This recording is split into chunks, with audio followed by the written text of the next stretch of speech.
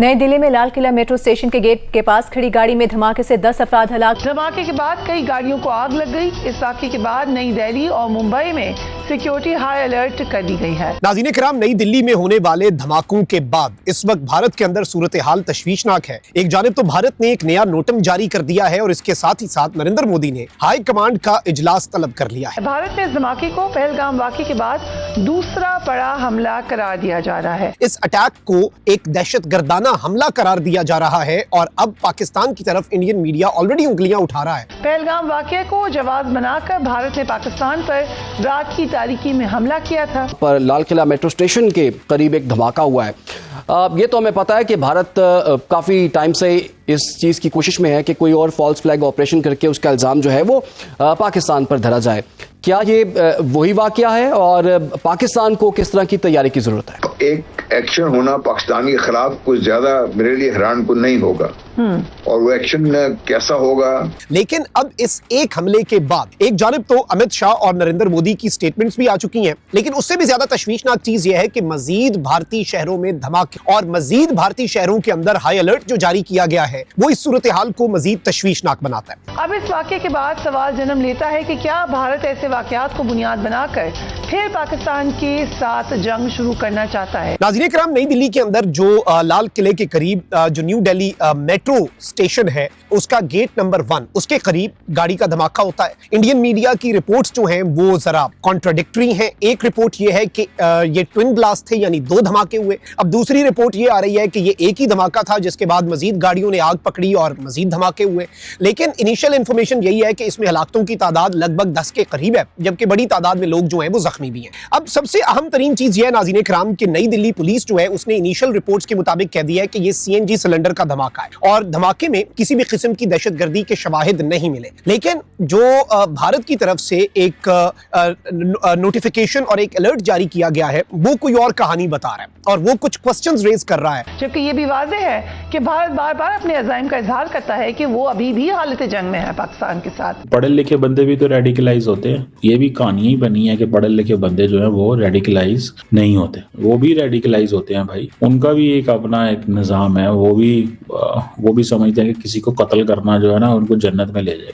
देखिए, ये वाकया तो अभी थोड़ी देर पहले ये रिपोर्ट हुआ न्यू दिल्ली वाला। इससे पहले आज सुबह उन्होंने लीगली ऑक्युपाइड कश्मीर में उन्हें 360 केजीज RDX पकड़ा है, जो दावा है उनका, और उससे लिंक्ड एक डॉक्टर है जिसका कहा जा रहा है कि ये पाकिस्तान की बिहाफ पे ये काम कर रहे थे यहाँ पर। तो आप उसको जोड़िए, जो हुआ इसको जोड़िए, फिर बिहार के बारे में आप ने बात कर ही दी है।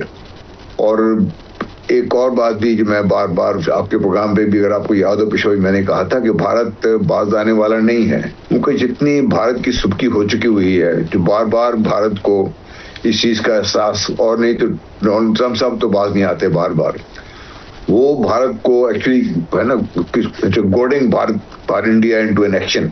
और वो ये मोदी साहब के लिए मजबूरी है कि अगर वो नहीं रहते तो मोदी साहब तो खैर is going away from the scene anyways. तो उसके बाद जो नई टीम जो इसकी जगह लेने की तैयारी बैठी हुई है वो भी इससे ज्यादा हार्ड लाइनर्स हैं वो लोग। चाहे आप आदित्य नारायण को ले लीजिए, जिनके बाकी जो दूसरे लोग हैं उनको ले लीजिए आप। तो इसलिए एक एक्शन होना पाकिस्तान के खिलाफ कुछ ज्यादा मेरे लिए हैरान कुन नहीं होगा और वो एक्शन कैसा होगा। उनका टीवी तो शोर मचा रहा है, लेकिन अभी तक जो गवर्नमेंट लेवल पर इल्जामात पाकिस्तान पे आयद करने के लिए वो बाकायदा एक मनसूबाबंदी करके कि ये सबूत मिला है, फलाना सबूत मिला है, तो इससे पाकिस्तान पे आएंगे, ताकि इस दफा वो चाहते ही है कि दुनिया को पहले कुछ किसी हद तक अपनी तरफ कर ले, फिर ये कोई एक्शन करे उसके बाद।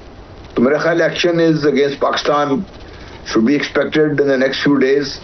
और उसमें कैसे करते हैं वो, पिछली दफा तो उन्होंने अपने एयरफोर्स को इस्तेमाल किया था, इसके बाद नुकसान उठाना पड़ा।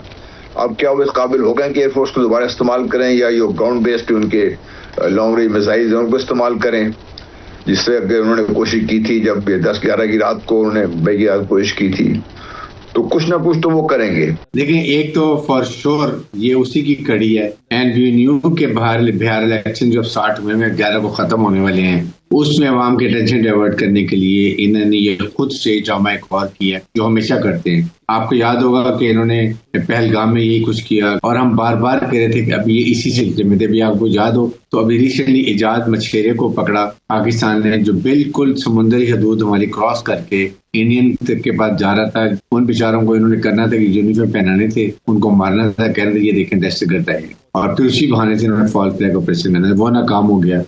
आप तशोल एक्सरसाइज कर रहे हैं, उस पर भी इनकी नीयत है, कोई ना कोई प्रॉब्लम और उसकी ये कड़ी है। ये जो अभी किया है, इट्स नॉट ओनली बिहार, ये अभी जो नेवल एक्सरसाइज हो रही है सरक्रीक के अंदर, तशोल एक्सरसाइज नाम जिसका है, इसमें भी ये इसको कन्वर्ट कर सकते हैं कहीं ना कहीं कोई ये ऑपरेशन के लिए। लेकिन दे मस्ट नो कि पाकिस्तान की मुसल्लह फौज ने, पाकिस्तान के chief of army staff field marshal Asim Munir ने पूरी तैयारी की हुई है, चाहे हमारे एयरफोर्स, नेवी और ग्राउंड फोर्सेज। जी हाँ, देखिए अभी भी दो राय है वहाँ पे। कुछ लोगों ने ये कहा कि CNG का सिलेंडर का ये धमाका था और उन्होंने कहा मीडिया इसको हाइप क्रिएट कर रहा है। तो ऐसा एक तो दो राय अब इंडिया के अंदर से भी आ रही हैं। इसका एक मकसद तो बिहार के इलेक्शन में है, फिर हेड ड्रिवन जो अभी जो रेटरिक चलेंगे पाकिस्तान और मुसलमानों के अगेंस्ट, तो इसको कैपिटलाइज करने की ये कोशिश करेंगे कि इस वाकये को उससे जोड़ के, और इसके अलावा भी देखें कि ये वो भी कोशिश एक हो सकती है जो ऑलरेडी इनके साथ जो ऑपरेशन सिंदूर का जो फॉल आउट है